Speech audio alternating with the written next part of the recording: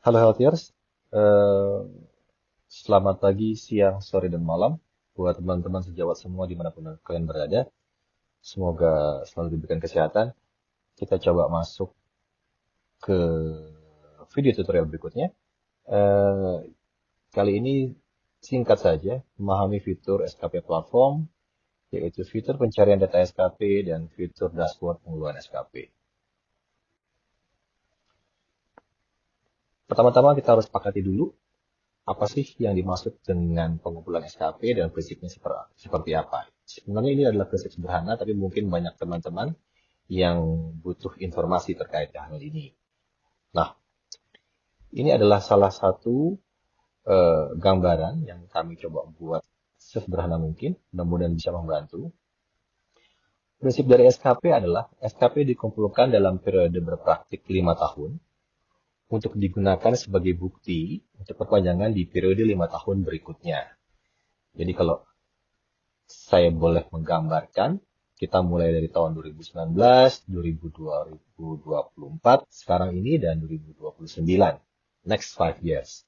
So, pada saat kita ingin berpraktik dari 2019 sampai 2024, kita dulu pasti sudah punya bukti SKP yang berupa sertifikat kompetensi atau STR lama yang masih ada masa berlakunya. Nah, bukti cukup SKP yang dalam bentuk STR atau Serkom inilah yang digunakan sebagai bukti untuk bisa mengurus izin pada periode 2019 sampai 2024, 5 tahun. Jadi kalau ngurusnya dari 2019, tentu periode SIP-nya sampai 2024. Kalau ngurus izinnya di 2020, tetap sampai 2024. Kalau ngurus izinnya di 2021, tetap ujungnya sampai 2024. Kalau ngurusnya di 2023 pun tetap ngurusnya diperbolehkan izinnya sampai 2024. Ini karena bukti kecukupan SKP-nya sudah jelas ada tanggalnya sampai periode kapan. Dalam hal ini kalau keluar di 2019, maka dia akan sampai di ujung 2024. Nah, teman-teman pasti tahu bahwa selama kita berpraktik gitu ya di masa ini, di sekarang periode 2019 sampai 2024, kita harus tetap menjaga kompetensi kita dengan cara ikut seminar, melakukan pelayanan, dan lain-lain, pengabdian masyarakat gitu ya. Itu kita tetap ngumpulin SKP.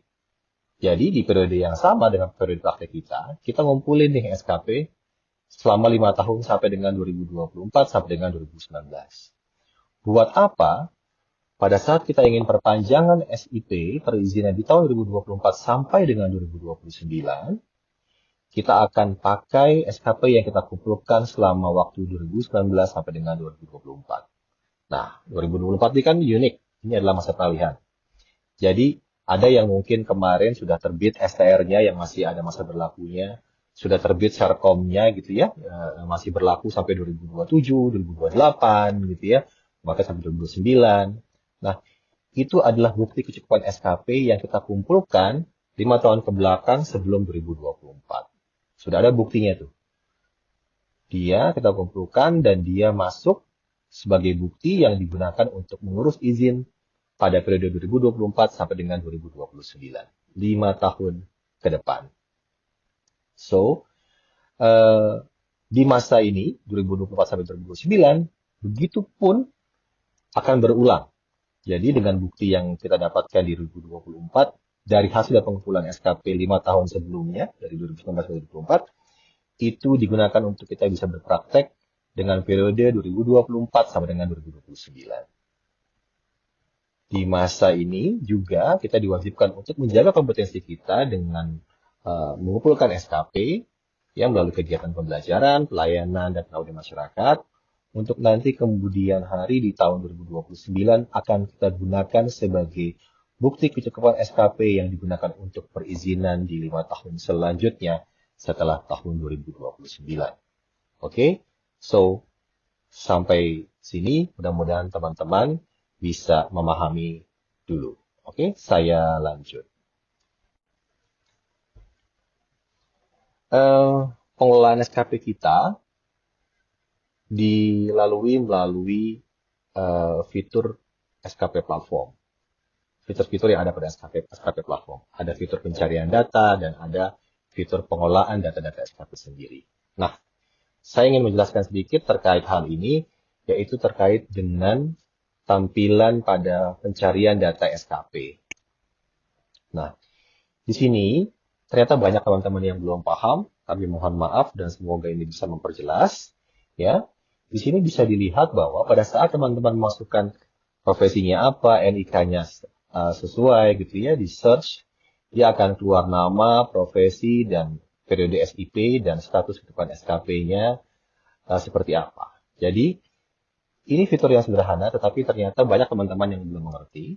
Jadi, di sini tertulis adalah periode SIP. Jadi, untuk periode SIP, contohnya ini dari 2023 sampai dengan 2028, yang bersangkutan status kecukupan SKP-nya sudah tercukupi.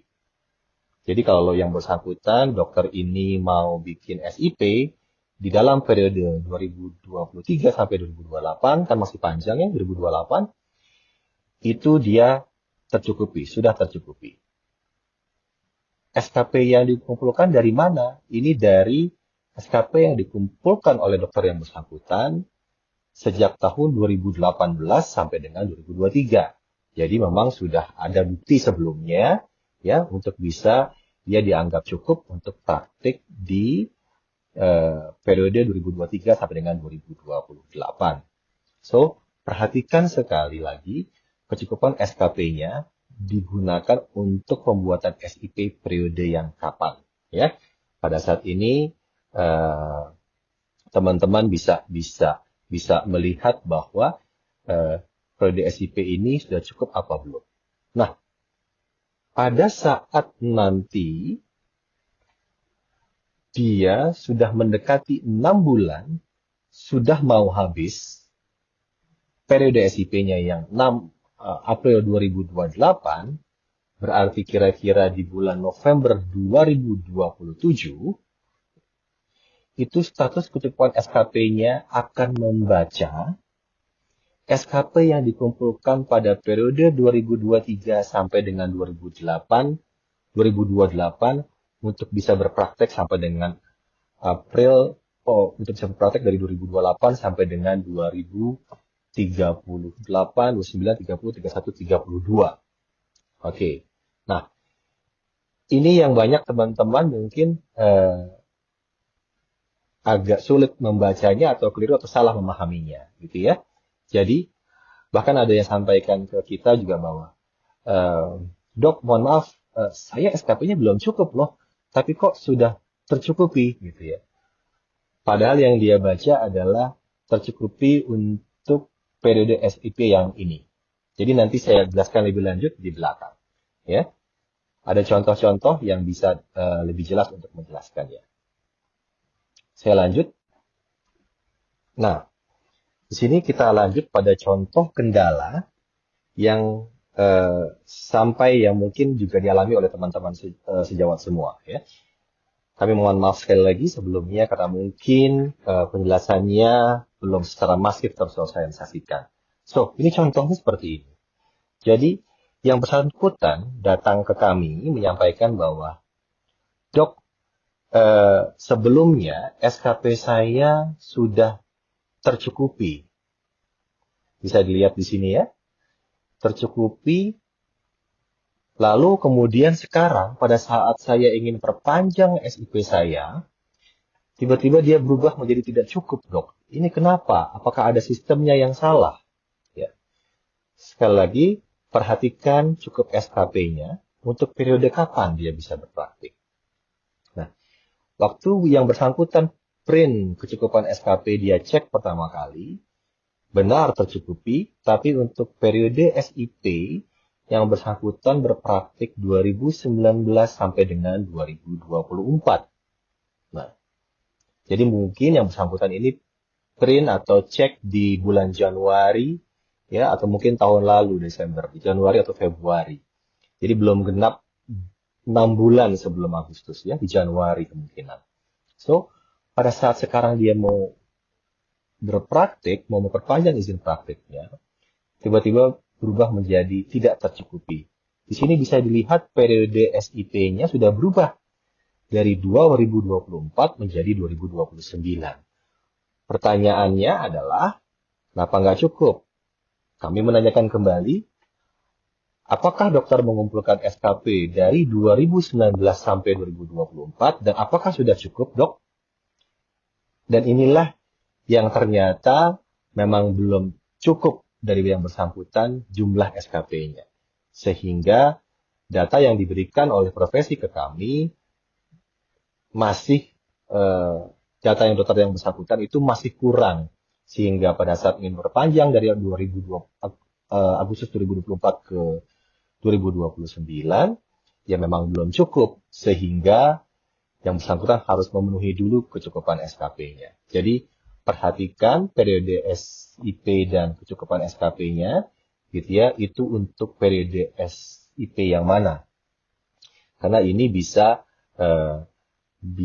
bikin teman-teman jadi kaget gitu ya. Tapi tentunya kenapa dibuat seperti ini? Karena kami yakin ada teman-teman yang membutuhkan bukti kecukupan SKP untuk bisa berpraktik mungkin sisa setahun gitu ya, masih ingin berpraktek, jadi dia masih bisa print bukti kecukupan SKP-nya. Nah, tapi kalau sudah 6 bulan, otomatis sudah mau perpanjang dong, dan dia akan segera berubah sistem kita menjadi periode yang berikutnya 5 tahun ke depan, sehingga nanti teman-teman bisa masih punya cukup waktu untuk mengumpulkan SKP agar SKP-nya terpenuhi. Oke? Oke, saya lanjut. Oke, saya akan masuk ke SKP platform sedikit saja untuk menjelaskan karena ini terkait dengan fitur pencarian data tadi. Oke, saya masuk sedikit di sini. Ini sudah dicontohkan tadi di atas, tapi di contoh yang berbeda, hanya untuk mempermudah ilustrasi bahwa kalau dilihat di sini, dokter yang bersangkutan itu sudah memiliki status kecukupan SKP alias tercukupi, ya, untuk periode dari 2021 sampai dengan 2026. Jadi, teman-teman sejawat semua, tenaga medis, tenaga kesehatan bisa lihat bahwa di sini dia sudah tercukupi. Tetapi ternyata yang bersangkutan protes sama kita bahwa, dok, saya itu belum tercukupi loh SKP saya. SKP saya masih jauh dari cukup. Oke. Ini kenapa terjadi? Karena beliau masuk ke dalam, dia tahu SKP yang dia kumpulkan sekarang itu belum cukup sebenarnya. Tetapi sekali lagi, perhatikan. Prinsip yang pertama kali disampaikan tadi bahwa SKP yang dikumpulkan saat ini adalah SKP untuk bukti kecukupan di periode 5 tahun yang berikutnya. Yaitu untuk periode 2026 sampai 2031. Ya. So, yang bersangkutan bingung karena pada saat masuk ke dalam dashboard SKP platformnya, dia lihat saya masih 33 nih, masih 33, ini adalah contoh ilustrasi saja, masih 33 dong. Tapi kenapa di pencarian tercukupi? Sekali lagi,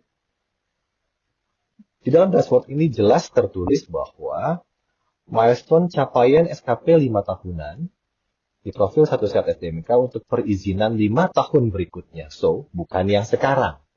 Bukan yang sekarang sedang berlangsung. Jadi contoh, SKP-nya dikumpulkan dalam rentang 2021 sampai dengan 2026.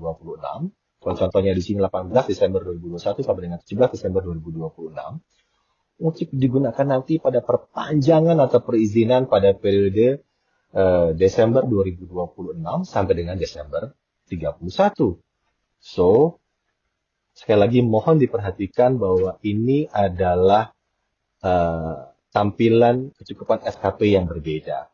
Kalau yang di pencarian data itu digunakan untuk pengurusan izin teman-teman sejawat semua dalam pengurusan izin di masa yang teman-teman berlaku gitu ya. Kalau yang sampai 2026 pasti pengen masih bikin izin di masa itu. Kalau yang untuk perpanjangan maka 6 bulan sebelum habis maka akan terlihat status kecukupan SKP-nya. So, jadi di sini kita lanjut lagi di sini bahwa jelas bahwa ya dia tercukupi, tapi bukan tercukupi untuk 2026 ke 2031. Tetapi di sini cukup untuk periode SIP 2021 sampai dengan 2026. Ya, jadi semoga ini bisa dipahami. Kami akan terus melakukan sosialisasi, baik memberikan video tutorial maupun sosialisasi secara Zoom dan YouTube. Mohon kerjasama dari teman-teman sejawat semua. Kami akan berusaha semaksimal mungkin untuk membantu teman-teman semua agar dapat bisa melaksanakan aktivitas kerjanya, keprofesiannya dengan baik. Terima kasih. Semoga cukup. Sampai ketemu lagi di tutorial berikutnya. Salam sehat.